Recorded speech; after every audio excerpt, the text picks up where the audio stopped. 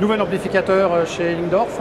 Exactement, un nouvel intégré qui s'appelle le TDI 3400. On avait le TDI 2170, mais sinon on a le TDI 3400 qui fait donc 2 fois 400 watts sous 4 ohms, donc 2 fois 200 sous 8, capable d'alimenter déjà de très très belles enceintes. On retrouve le design très épuré, vraiment version Lingdorf danois, donc produit danois.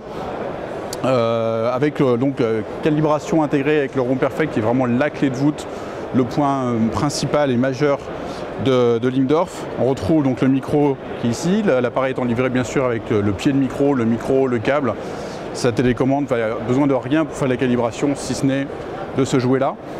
On retrouve donc encore un petit peu plus de connexion sur l'arrière. Donc nous avons ici les différentes entrées numériques. Donc on a l'USB qui devient de série, qui était optionnel sur le précédent. L'AES EBU. On a 2 entrées coaxiales, 3 entrées optiques, une sortie numérique coaxiale. Au niveau des sorties analogiques, on a de l'XLR qui à nouveau est une nouveauté.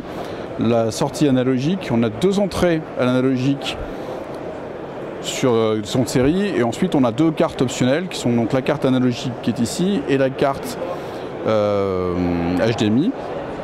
On a 3 entrées HDMI, une sortie HDMI, 3 nouvelles entrées donc analogiques et une entrée analogique XLR.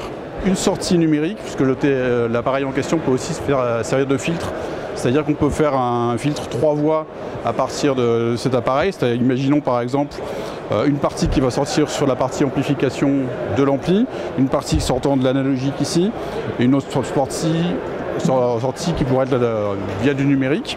On peut aussi imaginer faire une biamplification avec par exemple 2 sorties XLR alimentant un ampli à tube qui va alimenter le haut de l'enceinte, la partie numérique, donc 400 watts, qui pourra alimenter le bas de l'enceinte.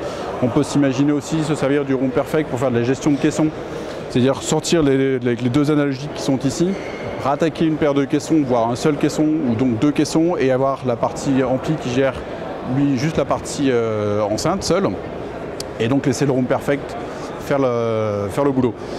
Grosse évolution du 3400 par rapport au 2170, c'est que nous avons maintenant une prise Ethernet qui nous permet donc de jouer avec le streamer qui est embarqué.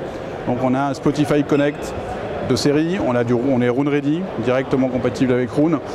On est AirPlay, on a UPnP d'Elena, on sera Bluetooth dans une question de firmware, de mise à jour de firmware, donc il sera Bluetooth en natif.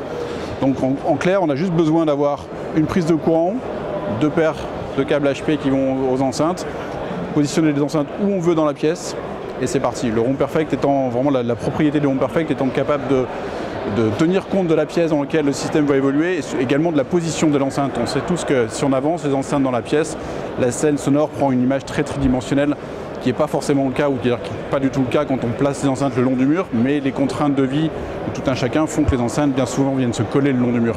Le Room Perfect vient vraiment, donc la correction de salle active de chez Lingdorf vient vraiment compenser ce phénomène-là de manière magistrale. D'ailleurs, il y a une fonction qui permet de faire avant et après qui est juste évidente. Disponibilité ? Disponibilité, on commence à livrer les premiers, donc disponibilité immédiate.